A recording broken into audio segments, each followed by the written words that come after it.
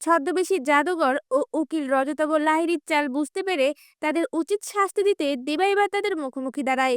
এমনটাই দেখতে চলেছেন দুই শালিক ধারাবাহিকে। ঝিলিক দেবার সাহায্য নিয়ে গৌরব ও আকিকে খোঁজার জন্য পুলিশের হাত থেকে পালাতে গিয়ে এক নতুন সত্যের মুখোমুখি হয়।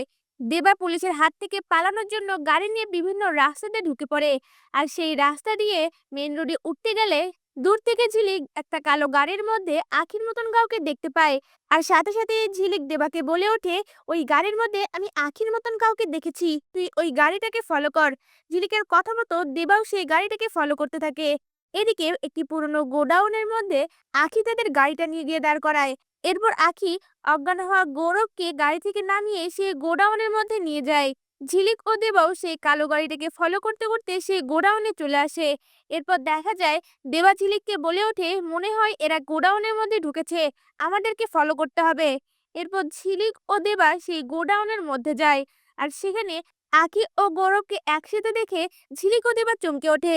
এরপর দেখা যায় ছদ্মবেশী জাদুঘরের বউ সকল ঘটনা জাদুঘরকে জানাতে গেলে সেই কথাগুলো ঝিলিক আড়াল থেকে শুনে ফেলে। আর বুঝতে পেরে যায় ইচ্ছে করে আখিকে তারা বশ করে রেখেছে, তাই আখি তাদের কথা মতন কাজ করছে। ঝিলিক তখন দেবাকে বলে ওঠে, আমাদের ওই জাদুঘরটাকে খুঁজে বের করতে হবে, তাহলেই আমাদের রহস্যটা জানতে পারবো। এদিকে ছদ্মবেশী জাদুঘরের গ্যাংয়ের একজন জাদুকরের কাছে সেই গয়নাগুলো নিয়ে যেতে লাগলে তখন দেবাই সেই গাড়ির ডিকিতে করে জাদুঘরের আস্থানে পৌঁছে যায়।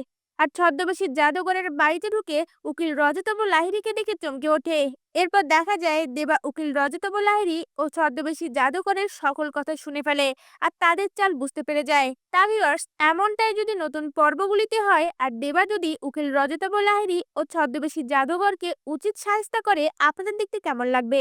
আপনাদের মতামত আমাদের কমেন্টে জানান। ধন্যবাদ।